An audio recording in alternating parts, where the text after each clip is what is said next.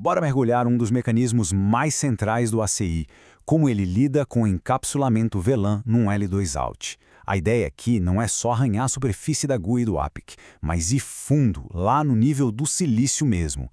Vamos fazer um packet walk completo, passando pelo pipeline do ASIC e entender como a arquitetura, seja Northstar ou Cloud Scale, realmente processa esse framing. É uma análise para quem precisa saber o como e não só o que. Para a gente começar, vamos pegar um cenário bem clássico, típico de migração ou de interconexão.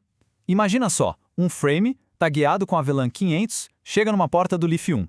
Só que o destino final dele está conectado lá no Leaf 2, que espera receber esse mesmo tráfego, mas com a tag da VLAN 600. Numa rede tradicional, resolver isso seria bem complexo, né? Muitas vezes com soluções proprietárias. Já no ACI, a solução para isso é uma consequência natural do próprio design do Fabric. Exatamente. E essa palavra normalização, cara, ela é a chave de tudo. O Fabric olha para a VLAN externa como se fosse um metadado que só importa ali naquela porta de entrada. É de significância estritamente local. No exato momento da ingestão, o ASIC traduz a tupla, ou seja, a combinação porta física mais VLAN ID, para um identificador interno, que é o S-Class ou PC-Tag, que representa o IPG de origem. E é esse S-Class, junto com o VNID do Bridge Domain, que vira nova identidade do pacote dentro do Fabric. Isso desacopla completamente a topologia física da política lógica. É aqui que a mágica começa. Perfeito, então vamos lá, vamos seguir esse pacote passo a passo. A partir do momento que o sinal luminoso bate no transceptor e vira elétrico nos SERDES da porta do lift de entrada, o que exatamente acontece dentro do pipeline do ASIC para essa normalização ocorrer? Olha, esse processo de entrada, ele é uma sequência de operações que rodam direto em hardware, a line rate. A gente pode quebrar em 4 estágios lógicos. Primeiro, o ASIC precisa fazer a correspondência, o matching, do frame com uma política que já está configurada. Depois vem a classificação, que é onde ele ganha a sua identidade interna.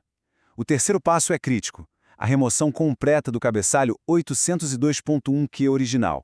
E por último, o reencapsulamento no formato de transporte do Fabric, que é o VXLAN. O primeiro passo, então, é uma busca na TCM. A chave que o ASIC usa para essa busca é a combinação do identificador interno da porta, o Gport, com a VLAN ID do frame que acabou de chegar. E aqui é crucial entender por que é uma TCM e não uma tabela hash comum. Não é uma busca exata. A TCM permite o uso de máscaras, de prioridades, o que abre portas para configurações bem mais complexas. E o resultado dessa busca na TCM não é o Bridge Domain diretamente, mas sim o S-Class, o Source Class ID. Esse é um valor de 16 bits que representa unicamente o EPG de origem dentro do Fabric. É basicamente a moeda corrente para aplicar políticas no ACI. Certo. Então, com essa batida na TCM, o ASIC agora tem 2 informações primordiais. Primeiro, o S-Class do IPG de origem. E segundo, o contexto de encaminhamento de camada 2, que é o Bridge Domain. É esse BD que define o domínio de broadcast e que vai nos dar o VND, que vai ser usado lá no cabeçalho VXLAN. A aplicação da política em si, a checagem dos contratos, isso acontece depois, lá no leaf de saída, usando justamente esse S-Class. Agora vem o ponto de não retorno. O ASIC simplesmente joga fora o cabeçalho 802Q. A VLAN 500 quer a identidade daquele frame no mundo externo, deixa de existir. Morreu ali na porta. E é fundamental a gente entender o porquê disso. A VLAN ID é, na sua essência, um identificador de topologia. Ela está amarrada a um link físico. O ACI precisa de um identificador de política, algo que seja independente da localização.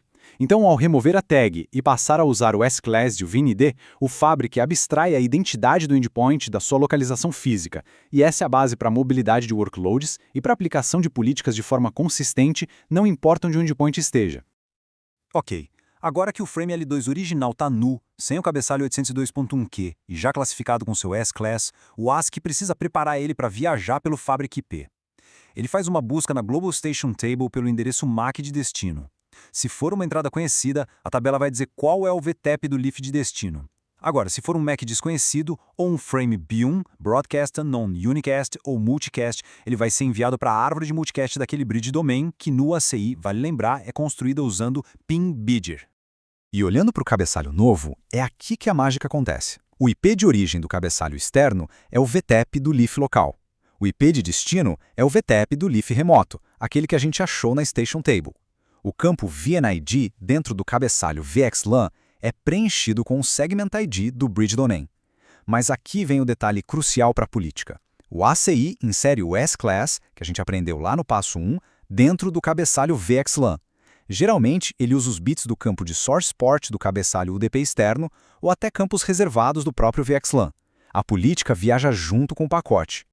E aqui, a gente precisa ser bem preciso com essa afirmação. O plano de encaminhamento do Fabric, de fato, não tem conhecimento da VLAN 500.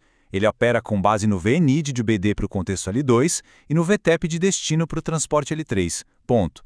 No entanto, o plano de política do Fabric está plenamente ciente da identidade que foi derivada da VLAN 500, e isso acontece através do S-Class, que é carregado de ponta a ponta. Ou seja, a significância da VLAN é local para a classificação, mas o resultado dessa classificação tem um impacto global dentro do Fabric. Ok.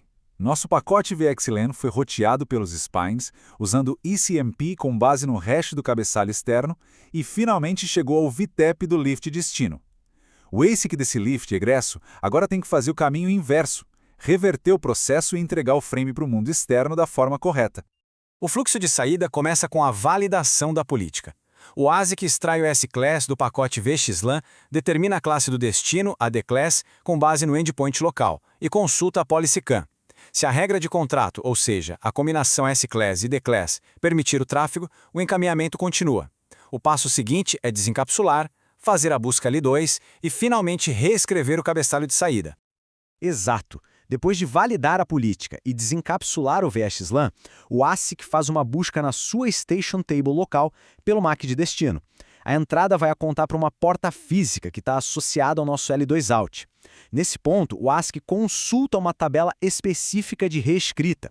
Essa tabela foi programada pelo APIC com base no que foi configurado lá no encapsulamento do EPG do L2 Out. A instrução é preto no branco. Para pacotes do VND-X saindo pela porta Y, adicione um cabeçalho 802.1Q com a VLAN Z. É uma operação totalmente determinística, baseada na configuração local daquele leaf. Então, só para a gente fechar o ciclo com valores concretos. Lá no leaf 1, a combinação porta-ed 1/10 com VLAN 600 é mapeada para, digamos, o S-Class 15 e o BD-VNID 25000. O frame é encapsulado em VXLAN com esses identificadores e mandado para o VTEP do leaf 2. E aí, no leaf 2, o pacote chega. O S-Class 15 é extraído, checado contra a política, o VNID 25000 é usado para o contexto L2, a busca na Session Table diz que a saída é pela F1/5 e a tabela de reescrita para a porta F1/5 e VNID 25000 instrui o ASIC a inserir a tag da VLAN 500. Percebe? O leaf 2 não tem nenhum estado ou conhecimento de que a VLAN original era 600. Ele só executa a política de egresso local dele. O desacoplamento é absoluto. Beleza. Agora que a gente entendeu o caminho feliz, o fluxo ideal, vamos analisar os edge cases e as restrições de hardware que acabam aparecendo como falhas de configuração lá no APIC. Entender essas limitações é o que separa uma implementação que funciona de uma que vira um pesadelo. Os pontos de falha mais comuns que a gente vê são a sobreposição de VLANs, o tratamento de tráfego untagged, que é a nossa VLAN nativa, e os L2 outs flutuantes em ambientes VMM. Vamos focar na sobreposição, porque é a armadilha mais comum e a causa dela é puramente de hardware.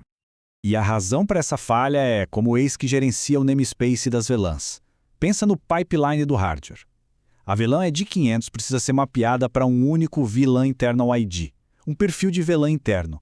É impossível, na maioria das arquiteturas de ASIC, que a mesma VLAN ED 500 seja mapeada para o contexto do BDA, com seu VNID e suas políticas, e ao mesmo tempo para o contexto do BDB, com outro VNID e outras políticas dentro do mesmo chip. Isso criaria uma ambiguidade na tabela de propriedades da VLAN. O APIC, como ele conhece essa limitação do hardware, ele proativamente impede essa configuração. Ele já levanta uma falha porque sabe que essa configuração simplesmente não pode ser programada no hardware. Para a gente fechar, vamos pensar nas implicações disso para a arquitetura. Se a VLAN externa é só uma etiqueta na porta de entrada, como isso muda a estratégia de migração de um ambiente legado onde o VLAN sprawl, aquela bagunça de VLANs, é a norma? Cara, isso muda o jogo completamente. Significa que você pode conectar um ambiente que usa VLAN 100 para um serviço e outro ambiente que usa VLAN 200 para o mesmo serviço e mapear os dois para o mesmo bridge domain e mesmo EPG no ACI. O Fabric vira um tradutor universal, eliminando aquela necessidade de renumeração massiva de VLANs, que é um dos maiores pesadelos em projetos de migração. E o próximo passo lógico é pensar em como o Fabric gerencia o aprendizado de endpoints e o tráfego BAM entre esses domínios agora unificados, o que já nos leva para discussões sobre Corp, otimização de ARP, Head-End Replication. A normalização da VLAN é só o primeiro passo para uma abstração muito mais poderosa.